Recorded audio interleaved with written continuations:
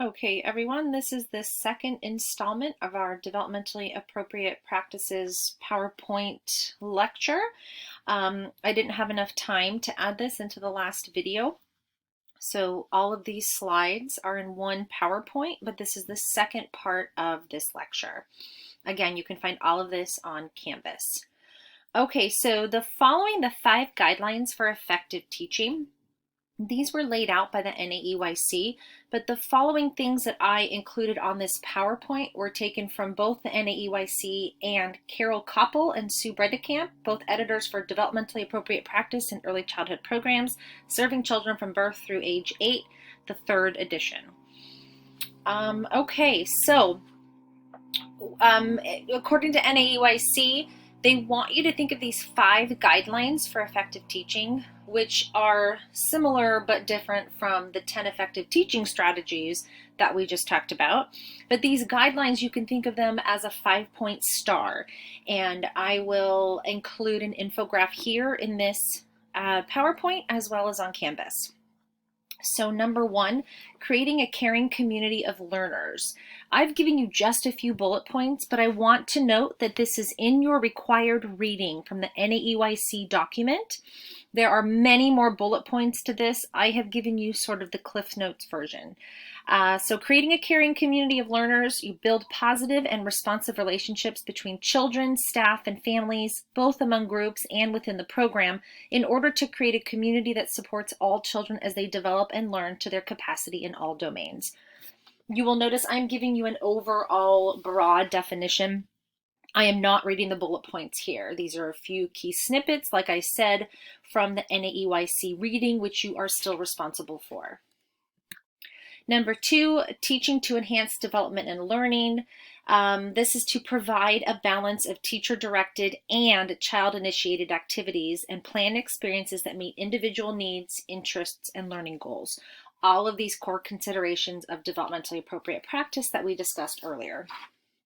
Number 3, planning curriculum to achieve important goals. This is develop a written curriculum that reflects developmental milestones and appropriate early learning goals for children, and that supports individualized learning. So these are sort of program goals and teacher goals. So in every program, and when we talk about the 3 core considerations, you should have an understanding of ages and stages before planning your curriculum. You will not meet any important goals if you don't first have that baseline understanding. Number 4, assessing children's development and learning. Link assessment to curriculum and early learning standards and use authentic assessment methods to measure a child's progress. These can be in the form of running records, documentation in the form of pictures, children's artwork, anecdotal notes, journal observations. There's so many ways that we can authentically assess a child's learning that does not include standardized testing. And number 5, establishing reciprocal relationships with families.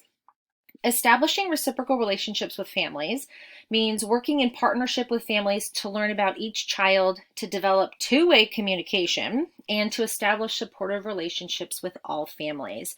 This is key and this is imperative when we talk about the 3 core considerations and we talked about children learning within a context.